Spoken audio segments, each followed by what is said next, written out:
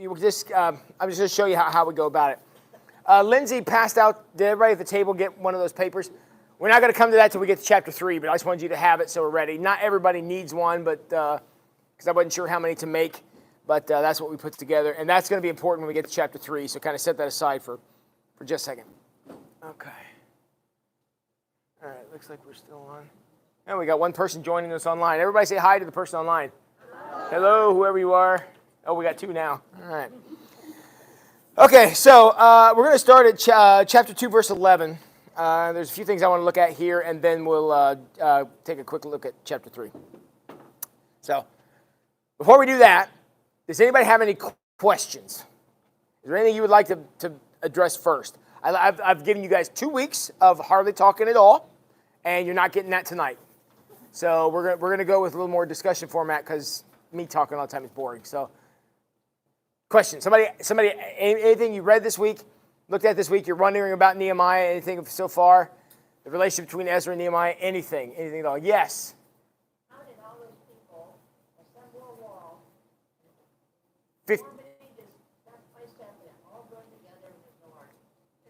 Well, first of all, there's a the question is, she wants to know how they made all this wall without any arguments. The answer is real easy. They didn't. There was lots of arguing. Okay? And but the one thing that drew them through, and this is not going to spoil anything, they had unity of purpose. They knew what they wanted to accomplish. Now, as any other time you run into that, just because you have unity of purpose doesn't mean everybody agrees on how we get from where we are to where we want to be. And certainly we're going to find out tonight. There were a couple of people who were very upset about the course that Nehemiah is going to set. And Nehemiah has a very unique way of dealing with them, which we're going to see as we go along. So, all right. So as far as what they want to do is, whenever you're going to try, remember, this is a massive building project, okay? And if you want to know how big it is, if you look at that little map that Lindsay gave you real quick, I hope I didn't cut it off at the bottom. Is the scale still at the bottom? Yeah. 1 inch is 300 yards, right? If you look at that scale. Here's the interesting part of that. If you measure it out, that means that Jerusalem is 1,200 yards by about 600 or 800 yards across. Decent size, but not huge.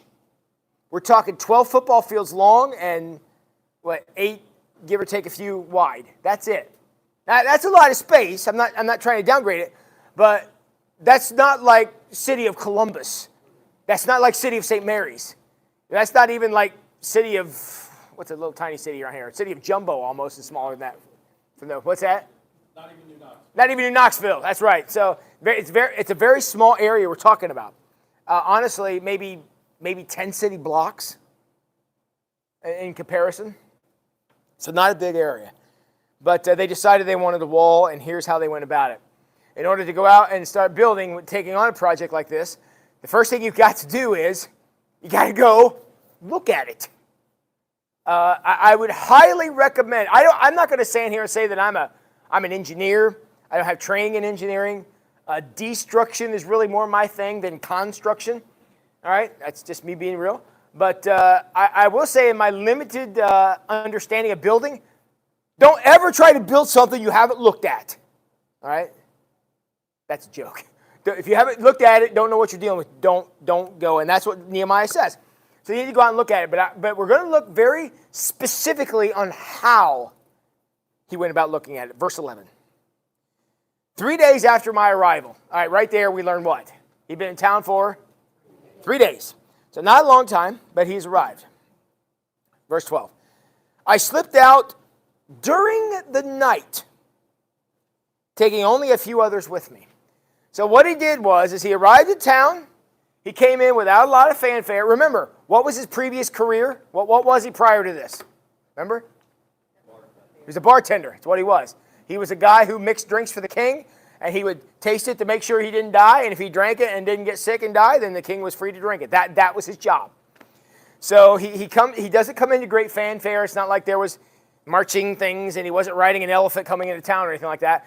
Just very simply come to the town, spends a few days. And he said, all right, we need to go out and see this thing. That's what he does during the night. We're going to find out why here in just a second. I slipped out during the night. And, the other thing I want you to know, sorry. In our day and age, everybody wants to talk about pronouns. I want to talk about pronouns here tonight, but not for the same reason. Notice the pronoun we're using here. What is it?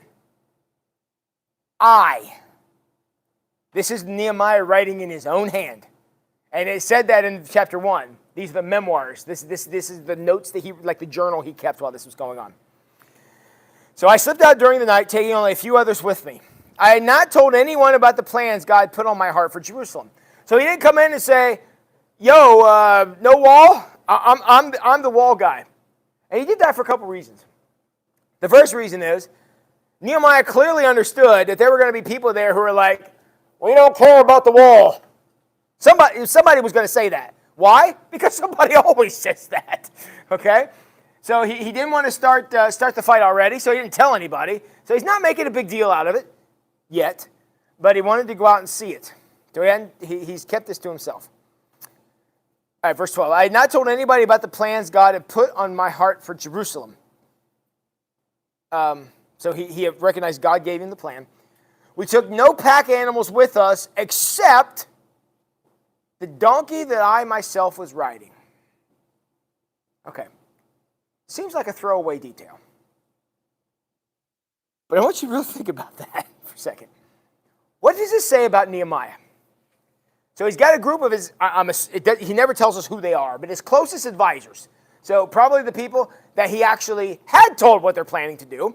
He said, we're going to get together and build a wall. And everybody's like, all right, let's do that. All right? But they get ready to go out and go. And again, I'm not going to speculate as to why. You know better than that. I am going to speculate as to why. But there's nothing here that tells us why. He decides to go out and look, but he doesn't walk himself. Now, there's two ways to look at that. The first way to say is he was important, and important people didn't walk places. He was setting himself up as the governor, and he was going to be the leader, and that was just not what leaders did. Just like in our country, there are certain things that we wouldn't expect to see, I don't know, senators doing, like showing up to work in hoodies and shorts. Yeah, I worked that one right in there, didn't I? But you guys get it. For those of you who don't know, I'll explain it later. But the idea is, there are certain things we don't expect to see our leaders doing. But here they said, and they wouldn't walk places because that was beneath them. However, he's not riding a big black stallion, and he's not riding an elephant. He's riding a donkey. This is a workman's thing. My guess is Mr. Cushy Life alcohol mixer in the palace wasn't up to the walk. And we're going to see that actually illustrated here in a second. So what that tells me is Nehemiah is not Rambo, for those from my generation. He's not Arnold Schwarzenegger. He's not whoever big tough guy you're thinking about. Not him. Because he can't even make this walk. Again, not a short walk. It's not like a walk from here to the Lutheran church. It's a little bit farther than that, but it's not like a 7-mile walk like we read the guys from Emmaus doing. But he couldn't make the walk, so he had to ride. And I'm going to show you why that may be the case in a second. Okay. So with those two ideas of why he's riding a donkey, verse 13. I went out through the valley gate, we'll talk about that in a second, past the jackal's well, over to the dung gate, a.k.a. the bathroom, to inspect the broken walls and burned gates. I went to the fountain gate, up to the king's pool, but my donkey couldn't get through the rubble. The reason that I suspect that the reason why Nehemiah was riding this donkey is because he couldn't make it. Because if he really, really wanted to see that wall, he could have got off the donkey and walked up and saw this section. But in his own hand, he said, I didn't get up there because that stupid donkey wouldn't make the climb. All right? I'm only pointing this out to say, again, Nehemiah is not an action hero. He's not King David. He's not, some of the warriors, and that's not him. He's not a powerful man. If he would have been a powerful man, he never would have got the job in the palace back when he was under the king. He wouldn't have got that job. If he was strong enough, he'd have been out doing something else. And that's going to become significant later, because even though he didn't have, physical prowess, there was something about Nehemiah that was very strong, even if it wasn't his body. And that's going to be very, very important to see as we go through. All right, get through the rubble. So I went up to the Kidron Valley instead, inspecting the wall, before I turned back and entered again at the valley gate. Okay? And we're going to talk about all those locations in a second. The city officials, now remember who they would be. They would be the people who were left there, or else maybe came in the first wave, which would have came of people who returned, which would have came years prior. City officials did not know I'd been out there or what I was doing, for I had not yet said anything to anyone about my plans. I had not spoken to the religious and political leaders, the officials, or anyone else in the administration. He is being abundantly clear. I told no one. Nobody knew. Because I wanted to see what we were up against first, at least as much as my donkey could carry me out there to see it. I told you, verse 17. But now I said to them, that now that he has a handle on this project, you know full well the tragedy of our city. Okay? Downfall of society, downfall of the city, things are in disrepair, etc., etc. It lies in ruins, the gates are burned, the gates are burned. Let us rebuild the wall of Jerusalem and rid ourselves of this disgrace. Now, stopping right there, everybody would probably say, yeah, seems like a pretty decent idea. We love Jerusalem, and we want to see Jerusalem thrive, and we know that cities don't thrive without a wall, so we need a wall, et cetera, blah, blah, blah. Here we go. So everybody would have been into that. Okay? So everybody's like, all right, let's do that, and then we get to verse 18. Then I told them how the gracious hand of God had been on me and about my conversation with the king. Now, let's pick that apart a little bit. What king is he talking about? I don't care about the king's name. Who was the king? Who was the king in this situation? Was he an Israelite? No. Remember, he was a foreigner. He was a guy responsible for dragging everybody away, or at least he was the king of the empire that drug everybody away in the first place. Yes, the Babylonians drug everybody away, so we hate them a lot. But these are the Persians now allowing us to come back. So Nehemiah says, I just had a conversation with a foreign king about rebuilding the walls. And everybody's like, you talk to who about that? Why do we care what he says? Yeah, he may have a few more resources than we have, which we talked about that when Nehemiah was like, hey, I need wood and stone and masons and engineers and all that stuff. So we know that, but we're not sure that we want, Mr. Persian. We all know you love the guy. We're not sure we want him involved in this. Is our stuff. This would be like, honestly, my sisters and brothers from Wayne Street. This would be like somebody who left Wayne Street 40 years ago, went to another church, and came back 3 Sundays, and then said, we should have a new way that we fund. Actually, we should replace the projectors in the sanctuary.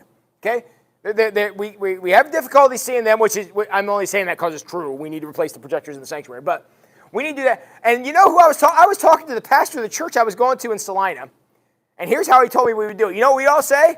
Well, thanks for telling us the way. We absolutely ain't doing it. Is that not what we would say? We don't care what he says. He's in Salina. What do people in Salina know, right? Come on, guys, laugh at these jokes, right? We don't care. That aggravates us. Why are you talking about our problems with somebody we don't care about? Because we're from St. Mary's and we'll figure it out ourselves. That mentality is exactly what's happening here. So they were fine to say, yeah, there's probably some things we need to spruce up, but we don't care what he says. Why would we care about that? But that's what Nehemiah says he did, and it's about to get worse. Okay. They replied at once, good, let's rebuild the wall. So they began with the good work. So the people who were on board were fine. However, verse 19. But when Sanballat, Tobiah, and Geshem the Arab, which that's how we're pronouncing those names, heard of our plan, they scoffed contemptuously. And then we're going to get to what they scoffed about in a second. All right, let me give you another scenario. For those of you who've been around here long enough, you remember my predecessor who was the pastor here. His name was Dylan Stoss. I've talked to Dylan, 4 or 5 times in my life. He seems like a nice enough guy. Don't have any problem with him. And if he decided he wanted to come to church here sometime, I would be entirely fine with that. I would welcome him in. He and his wife seem like really nice people. However, if Dylan came in and his third Sunday here says, the place is really in shambles, and it was so much better before, and we need to fix the projectors, and we need to paint the walls, and we need to do this, I'm going to be like, hey, Dylan, thought about being Presbyterian? That's what I'm going to say. All right? Because I don't want to hear what he has to say, because I don't care. All right? It's the same thing that Sanballat and Geshem and this other guy, that's what they're thinking. Mr. Johnny-come-lately is saying, our city is crap. We're not putting up with that. I don't want to hear this from him. And again, they're the villains, but I don't exactly think that they're at fault here, because I've seen this play out 1,000 times in my 25 years of doing this. I'm sure, Mary Kay, I'm sure you've seen this, a time or 20 in your time. That's how this works. People get upset. I don't want to hear from you. I don't care what you think. Yeah, maybe there's some things we need to do.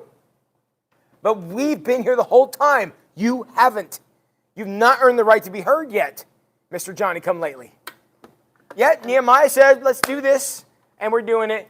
And Sanballat and Tobiah and Geshem are, they're scoffing contemptuously, whatever that may mean. Now, so they're mad, and they're going to do what all mad people do always. And I'm about to tell you something that is not going to be news to anybody in this room. Verse 19, let's start this over. But when Sanballat, Tobiah, and Geshem the Arab heard of our plan, they scoffed contemptuously. What are you doing, rebelling against the king like this, they asked. Nobody had said anything about that. What does their question imply? What does that question imply? I'll read it again. Think about it. Tell me, what do they mean by this question? What are you doing rebelling against the king like this? What are they implying? Anybody?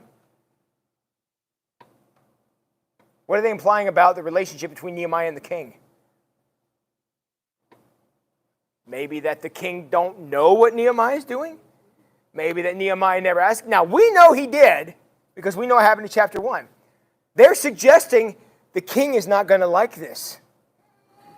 They have just said out loud, we are going to spread rumors about you. Right?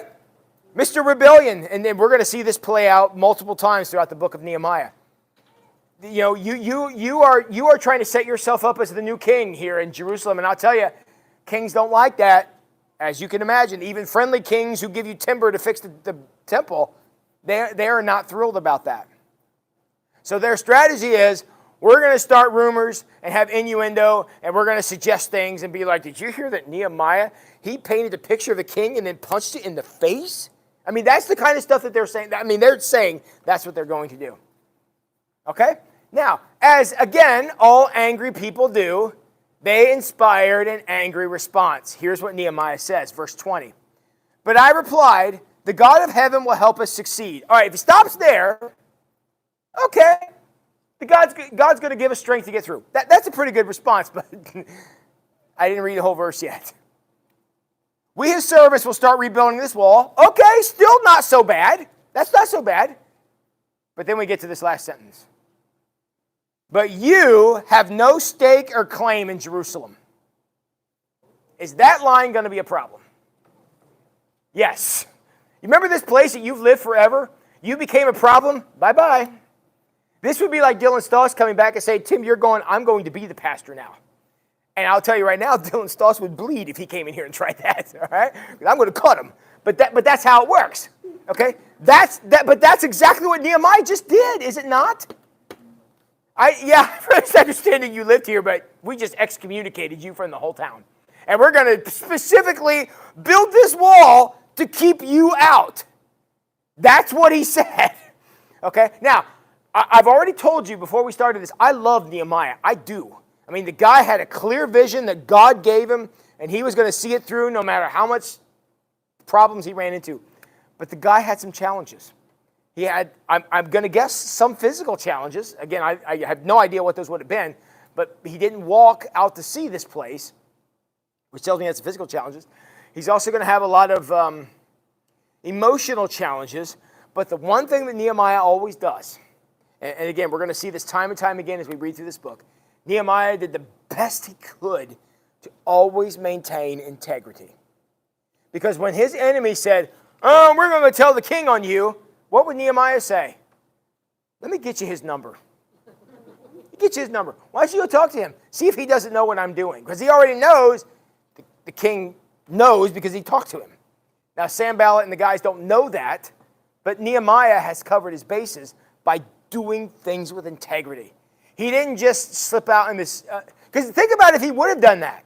If he would have said, "I got to go rebuild this wall. I don't have time to talk to the king," and he just left and ran off to do that. And under that scenario, Sanballat's threat and Tobiah and Geshem's threat would have had a lot more teeth in that scenario. But because he took the time, I think he waited like 7 days of fasting and praying and stuff before he even talked to the king. So we're talking a significant period of time. But because he took that time and did it correctly, their threats are saying, "We're going to tell the king on you," and Nehemiah's like, "Have fun. I actually hope he beheads you while you're there." That's what he says. Because I've covered my bases. I did this the right way. All right? Lesson number 1 from Nehemiah. If you're going to try something big, if you're going to shoot for the moon, make sure you do it correctly. You're not always going to get it right, but your intention needs to be good. The biggest thing your enemies will exploit and the biggest way Satan will go after you always is in the place where your integrity is the weakest. That is not news. You already know that. And that's what we see here. Because Nehemiah covered his bases, Satan's first attack, which again, as I pointed out, is somewhat justified. But even then, the way that they chose to fight against him, say, "We're going to tell the king on you," Nehemiah's like, I could not possibly care less about that. Because I've done it correctly. Integrity guards you from attacks. Ask any politician out there today. They're only going to go after you where you're the weakest. And that's what they're doing here. All right, questions about that? You guys with me? Enjoying this? You still with me? All right, okay. All right, so basically now we get to chapter 3. So he just had his first of a couple of confrontations we're going to have with Geshem and Tobiah and the guys. But here's what we're going to see in chapter 3. Did any of you, and it's okay if you didn't, but any of you even look at chapter 3? Okay, it's pretty straightforward is what we're trying to do. If you want to grab that little map that I gave you, we're going to switch over here to chapter 3. I don't know if you can, I'm not asking you to read this, but just look at the colors I have on this page. On this page, just to let you know how much stuff is here, the yellow things, the yellow marks, if you can see those, are people. The green marks are places. That's a lot of people and places. What this tells me is the list that's created in chapter 3 is incredibly thorough. All right? All the names, all of the places, and you can look at the map. There's some corresponding places. But what you'll see here in this is that whoever wrote this down, whether it be Nehemiah or a scribe that was keeping track, was very meticulous in how they did it. And one thing that you can be sure about is anybody who cares enough about something to make a list this thorough, they're going to work hard to get it right. And every piece of this, every little thing that we can pull out of this is significant. And here's the first significant piece in the first dozen words here. Where does the list begin? Chapter 3, verse 1. Then Eliashib, the high priest, and the other priests started to rebuild the wall at the sheep gate. That is a lot of information. Who was the first people who started working on the wall? Who was it? Not just the priest, the high priest. El numero uno.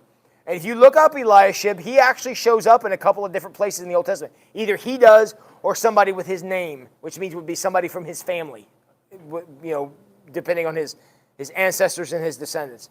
But that was a very important name. The very first person mentioned is the high priest. That is not a mistake. Because one thing you know about the temple, look at that picture. Where was the temple? Just look at it basically. Where's the temple? Which wall is the temple next to? That's a trick question. None of them. It's in the middle. Okay? So it's not like they're fixing any wall near the temple. And the second thing is, there's a certain gate there. They refer to it as the sheep gate. Here comes the easiest question you're going to get all night. If you want to answer a question here tonight, here comes a really easy one. Who used the sheep gate? The sheep and the shepherds did, right? This was not the main entrance. This was not, hey, bring the foreigners in, the important sheep gate. No. This is where all the animals went, which means the road was lined with poop, and the shepherds were there. They were the outcasts of societies. That's why all this. This is not where the prestigious went.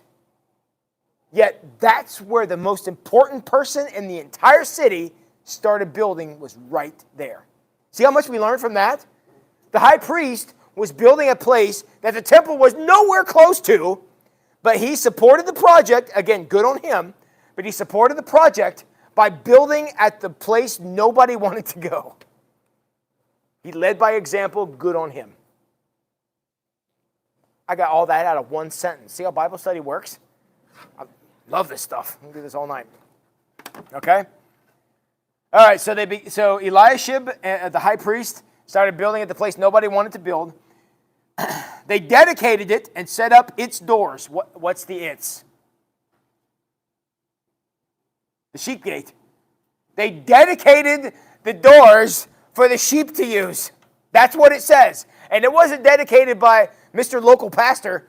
This is number one uno guy. This is the high priest saying, "Oh Lord, bless the coming and going of the sheep." How important was this project? Right? They're blessing the gate that the animals are going to use.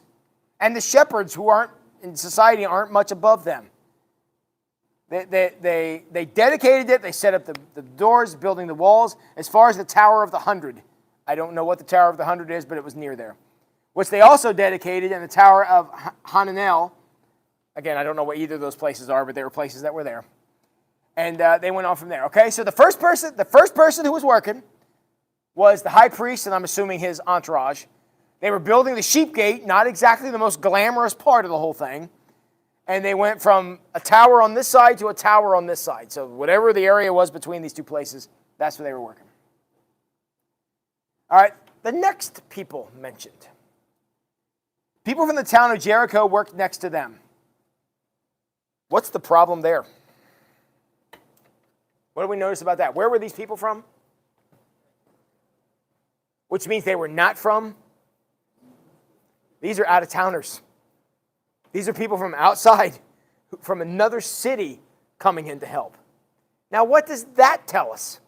That tells us that everybody was dedicated to building the wall. Now, for all my Bible scholars in the room, what is significant about people from Jericho now building a wall? Come on, Jack, what is it? They knew what happened when a wall fell down. You read Joshua? Joshua in the battle of Jericho, and the walls did what? They fell. And now those people who knew infinitely how important a wall was are now coming back to help build this one because they knew how important it was. All right, very good. The people, okay, Jericho worked next to them, and beyond them was Zachor, son of Imri. Who was Zachor? Somebody named Zachor, and again, Zachor would have been a name like Tim. I hope that of all the Tims you know, there are some Tims that you know, don't judge me based on them having the same name. But in that day and age, names kind of stayed in the family. So there was a man named Zachor many years prior who was elected the leader of the tribe of Reuben, which was one of the 12 tribes of Israel.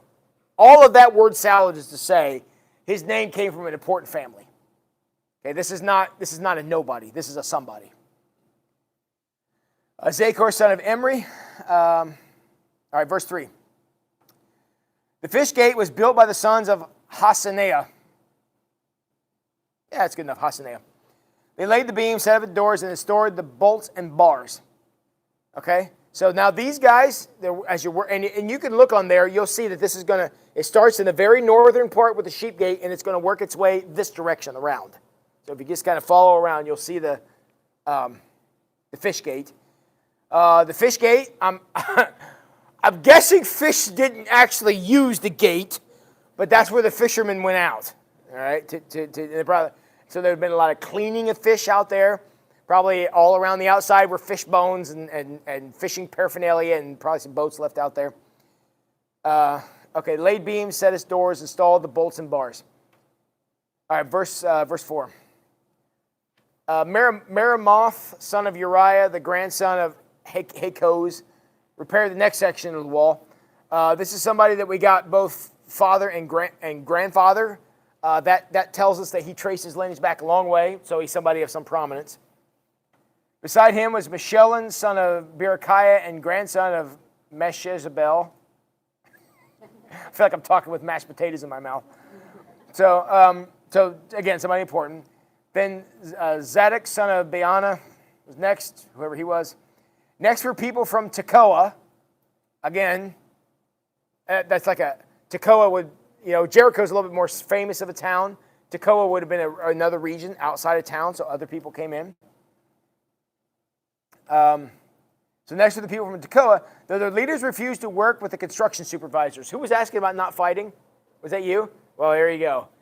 They came in, they wouldn't work with the construction supervisors. Any of you ever been on a construction job where somebody didn't want to listen to the supervisor? How well does that go? One of two things happen.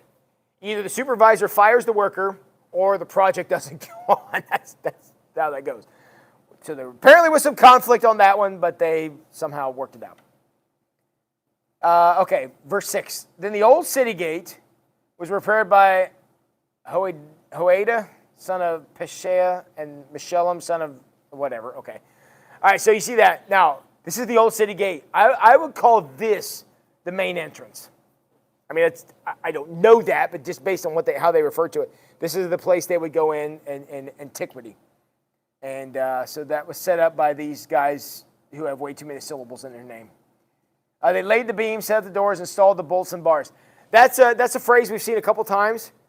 Laid the beam, set the doors, installed the bolts and bars.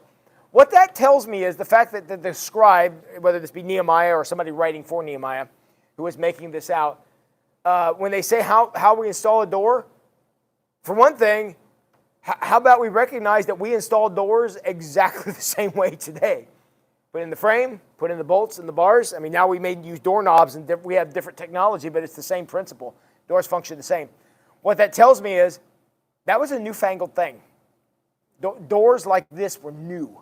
They may have had gates around the city, but remember, most people up to this point had lived in portable housing. The door that you have in a tent and the door you have in a house don't have a lot in common. So that tells me the door technology here is new. Verse 7. Next to them were Melatiah from Gibeon. So again, somebody from outside. Jaden from Maranoth. And the people of Gibeon, the people of Mizpah, the headquarters of the governor of the province west of the Euphrates River. So they were out from these are the boys out from the country coming in to help out. Next was Uziel, son of Hariah, and a goldsmith by trade. Question: what would a goldsmith know about wall building? Answer: probably as much as a bartender. Okay? Now there are some experts. The people who are putting in bolts and bars and installing doors, those people know those are craftsmen. They know what they're doing. But most of these guys were just hacks carrying rocks and stacking them on each other and making some mortar or whatever and sticking them together. These guys are not all wall builders. So the lesson we learn there is, first of all, if you offered to help, Nehemiah accepted. And secondly, there was a job for everybody, and a place for everybody to be. The phrase doesn't exist here, but I'm sure the concept did, of the many hands make light work. Goldsmith by trade, worked on the wall. Beyond him was Hananiah, a manufacturer of perfumes. Probably knows less about building walls than a goldsmith. They left out a section. They left out a section of Jerusalem as they built the broad wall. I missed that when I read it first. They left out a section of Jerusalem as they built the broad wall. They left out a section of Jerusalem. Is that in the picture? Does it? Well, maybe that's what happens when you put goldsmiths and perfume makers in charge of the job. They forgot a section. I don't know. I missed that when I read it the first time. What's that? I'm in verse, where are we at here? I just lost my place. Verse 8? Yes, the end of verse 8. Right before, yeah. I have the New Living Translation. Did it say something different? What do you have?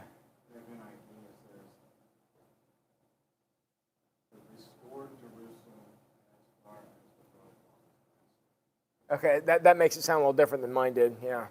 You say they restored Jerusalem as far as the broad wall. I guess that as far as it goes. So get on the right side of the broad wall. There. Yeah, and the goldsmith. Yeah, that's interesting. All right, verse 9. Rephiada, son of Hur. Hur is one name that you may want to look at. Hur was a leader under David's command. His name shows up a few times. Actually made a movie about him, I think starring Charlton Heston, Ben-Hur. It's this guy. That's the same name. I don't know if it's this guy. Let's see here. Son of Hur, the leader of the half district of Jerusalem, was next to them on the wall. And then, okay, all right, blah, blah, blah, blah. Tower of the ovens. Let's go down to verse 12. Shallum, son of Halahesh, and his daughters repaired the next section. Comments on that? Yeah, okay. First thing we learned is everybody had a job to do. All right, sons and daughters. We didn't discriminate because there's a job to do, and they were there doing work with everybody else. I found the fact that they didn't say anybody's sons were here. I mean, there was son of somebody, but I just thought it was interesting. They brought out everybody.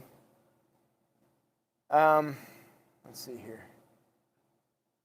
The Valley Gate repaired by the people of Zenoah, led by Hanun. Maybe what we should have done is done a competition of baby names here tonight. All right, here we got set up the doors, installed the bolts and bars, repaired 1,500 feet of wall to the dung gate. All right, you want to talk about the person who drew the shortest straw? The priest may have done the sheep gate, but there was one gate he weren't doing. That was the dung gate, a.k.a. the latrine, the bathroom. Okay? That was, because again, city was great, but this new modern plumbing did not exist then. So they needed they needed to account for that, because honestly, the invention we have in our world today that's probably saved more lives than any other is the flush toilet. And the idea that we have modern sanitation. And so they needed to designate a place for those things to happen. So whoever Malchijah, the son of Rechab, was, God bless him. He apparently was the leader of the Beth Hackerem district. Again, just for what it's worth, whenever you see Beth in the name of anything in the Bible, Beth means the house of. So whoever Hackerem was, they called that place his house. All right, here's another one. Let's skip down to... I guess we're not skipping very much. Verse 15. The fountain gate was repaired by Shallum, son of Kol-Hazoth, leader of the Mizpah district. He rebuilt it, roofed it, set up indoors, installed its gates and bars, and repaired the wall of the pool of Siloam. Something significant happened later at the pool of Siloam. Does anybody know what it was? Jesus had an event at the pool of Siloam. Anybody remember what it was? How long had that man waited to be healed? 38 years, okay? He waited 38 years. And what would happen at the pool of Siloam is an angel apparently would come and make the water bubble, and then whoever jumped in got healed. Well, this lame man had laid there 38 years, wasn't able to get in. Again, Jesus never wanted to mix words. He says, well, do you actually want to get healed? The guy's like, I've been here 38 years. Jesus is like, why don't you go ahead and answer my question? Do you want to get healed? And goes on from there. But that happened at the pool of Siloam. Near the king's garden. Okay. Verse 16, next to him was Nehemiah, son of Azbuk. That's not our Nehemiah. That's a different person named Nehemiah. We've got tombs of David's family, the water reservoir, the house of the warriors. All these are places that would have been familiar to the people in the original hearers. Next to him were repairs made by a group of Levites working under the supervision of Rehum, son of Bani. Then came Hashabiah, the leader of the half district of Keilah, who supervised the building of the wall on behalf of his own district. Next down the line were his countrymen, so these would be his friends and neighbors, led by Benui, son of Henadad, and the leader of the half of the... Okay, blah, blah. So what I want you to see here, and we're going to get into a few more details as we move on, is you see how Nehemiah was doing this. So here's how he did it. He said, all right, I want you to fix the wall from there to there. And then I want you to fix the wall from there to there. And I want you to fix from there to there. And everybody just did their part. And back to the question you asked a little bit ago, how they do that without arguing. The reason they did it without arguing is because I could build my wall. Okay, if this is my wall right here, okay, this section, this is Tim's section right here. So I could build my wall with the best rocks. I could fit them together perfectly. I could use the exact right mixture of mortar and have it perfect, have it all, and I could paint a picture on it, and it could be perfect. But if my neighbor doesn't do that, this wall is pointless. Okay? It doesn't do anything unless the wall goes all the way. One gap in the wall, and that's the weak link in that chain. And so the reason they did that was because if you weren't doing it, if somebody here was assigned the section of the wall next to mine and they weren't doing it, first thing I would do is go over and say, get this wall built. If that didn't work, I go to Nehemiah, and Nehemiah comes over and says, get that wall built. If that don't happen, they had specific penalties that went into that because when it comes to building a wall, it's either all the wall or none of the wall. A quote I had from my trustee chair at my previous church.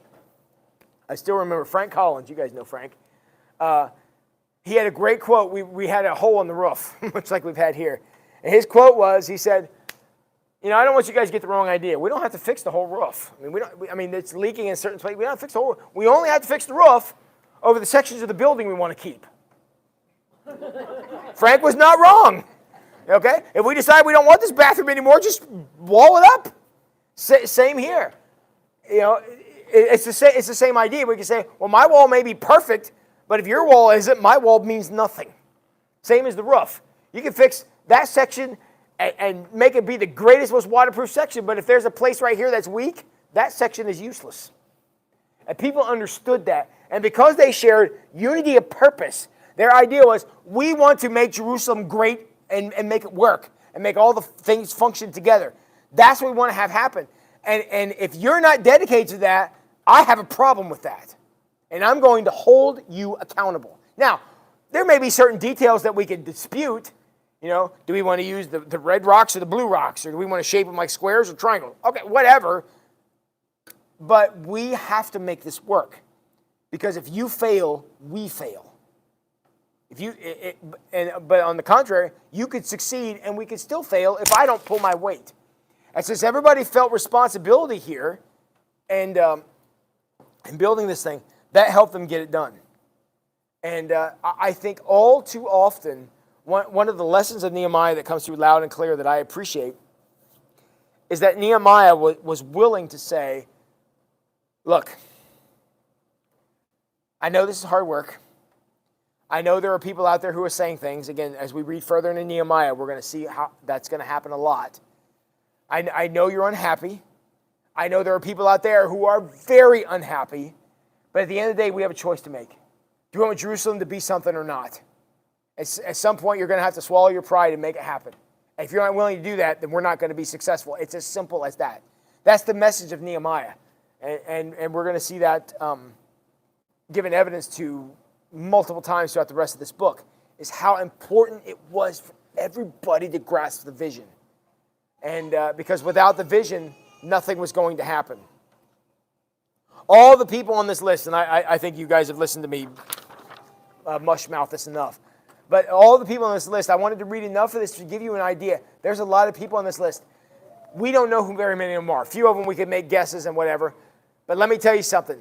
When this was originally written, the scribe and Nehemiah and everybody on this list knew everybody on this list. And let me pull a random name out here. If Palal, son of Uzay, didn't do what Palal was supposed to be doing, then somebody was going down to have a conversation with Palal.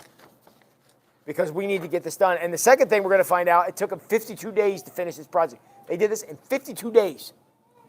And they got this thing rebuilt. So not only was quality of the essence, but time was of the essence too. So look, if you need to take a day off, take a day off. But just know you better double your efforts the next day because there are things here that need to happen. And just because you're unhappy and whatever else, get it done. because we have decided to do this together. We don't have this anymore. You know, everybody wants to be their own thing and do their own thing, and nobody wants to be a part of the team. And that's why I think the message of Nehemiah, again, there's lots of biblical messages that I think we need to hear today, without question. But Nehemiah is definitely one of them. Because what he helped the people to do was that he unified them around a purpose they all believed in. Well, I shouldn't say everybody. Enough people believed in that they got it done. Tobiah and Sanballat and Geshem were not amongst the people who were buying into this, but enough people did, and he was able to maintain their focus, which I'm telling you right now is not an easy thing to do with a group of people, but he was able to do that and maintain it intensely for 52 days. And was able to get them through. So that's the lesson I wanted you to get out of chapter 3. Yeah, there's a lot of details and things here that we could have looked up. I looked up a number of these names. A lot of these people show up in other places. A lot of people with the same name show up in other places. Like there's a guy down here named Baruch in chapter 20. It's a different person, but in the book of Jeremiah, he had an assistant, and his name was Baruch. So this guy was probably named in that guy's family because they showed the same name stated families back in those days, much more than what they do today. This idea, but I picked our kid's name because I thought it was pretty to have it not spelled correctly, which is what people do with names today. That's not how it worked in there. What name did you get? You got your dad's name. If your brother had your dad's name, you got grandpa's name. If those two names were taken, you got dad's middle name. If you didn't get them, you got your great-grandpa's name. That's the name you got. So, and that's how it worked, you know, which happens again some today, but not as closely as it did in those days. So, you know, it's funny. Every week I say I'm going to make you guys talk more, and then I sit up here and talk for like a solid hour. I love this stuff, and I appreciate you guys being here to be a part of this. I don't want to do any more. You guys have any questions? Feedback? It's so hard to, I know you guys are concentrating, and the fact that you're still here and you're quiet, I know you're paying attention, which I appreciate, but it's hard to read you all sometimes too.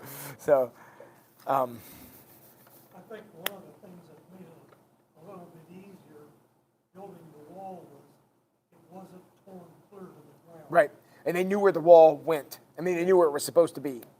And one of the things, actually, it's a good point I hadn't thought of until you said it.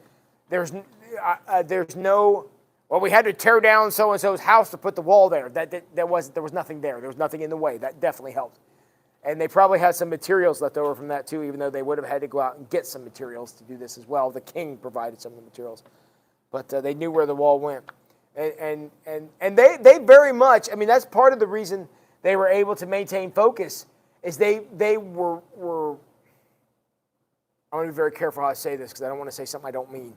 But they were channeling the spirits of their ancestors. And I don't mean ancestor worship, but they were saying, my great-great-great-grandfather probably built the same wall that we're building now. And they took pride in that. That's why I doubt they had a whole lot of people who were like, I'm tired today, because they took pride in what they were doing. They believed in their people. They believed in their city.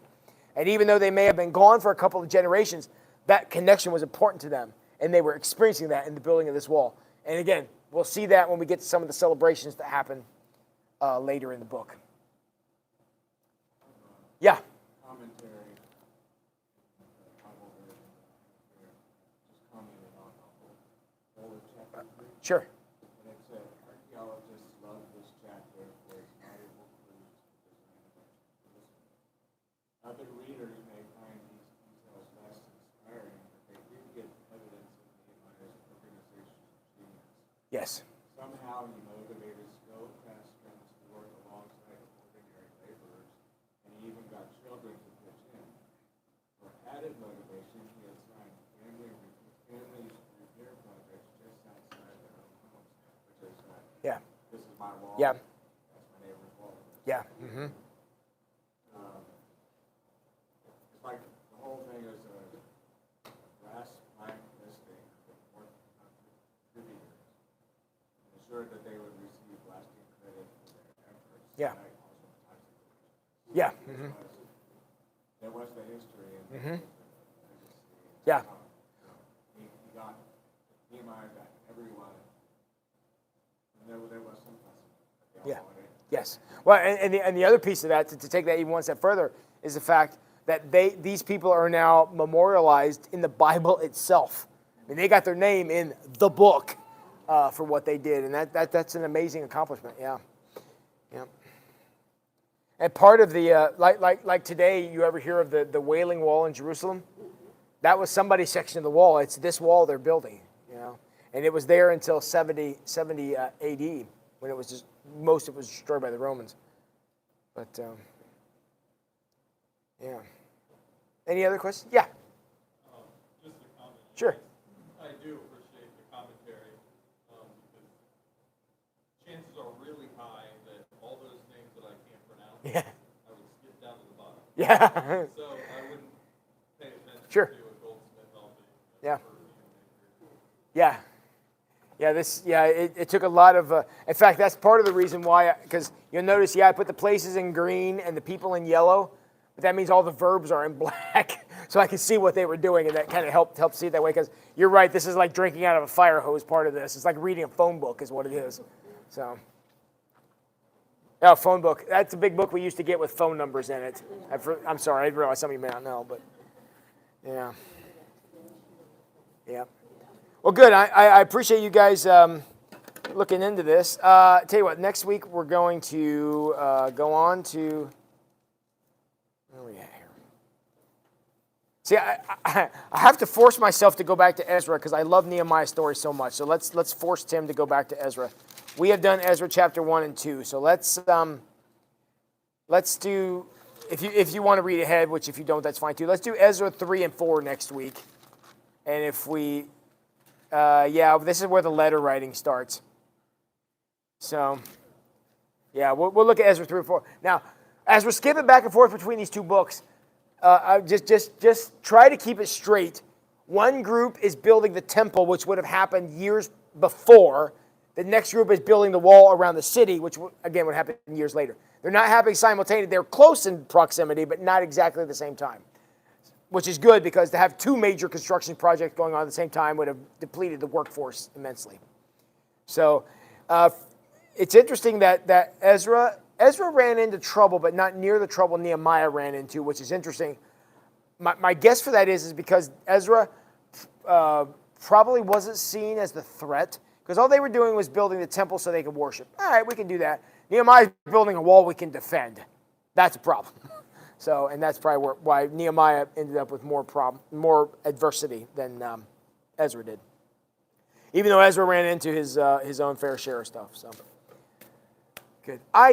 Thank you all for coming out tonight.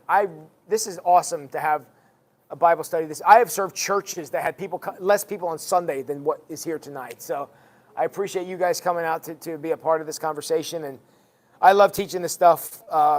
First of all, I love it because I'm immersed in it all the time. But I also love it because as much as I love doing it myself, it's more fun to share it. To have somebody say, I would have skipped this entire chapter if I was reading this, because I would have too. When I come to my Bible in a year, this chapter goes real fast. Yeah, right through it. Because, again, what is it until you really get it down, get to the nitty-gritty of it. So it ends up being really cool. So thank you all for coming out. Is he ready for us upstairs? Do you know? We're going to head upstairs because we are also building a legacy here at Wayne Street. And that's what the point of this last 15 minutes or so is for you guys to build relationships with those kids upstairs because we want them to feel connected here too. Not connected to the brick and mortar of these walls, but connected to the body. That's you guys. So thank you for being a part of that. And let's migrate upstairs and go hang out with some kids.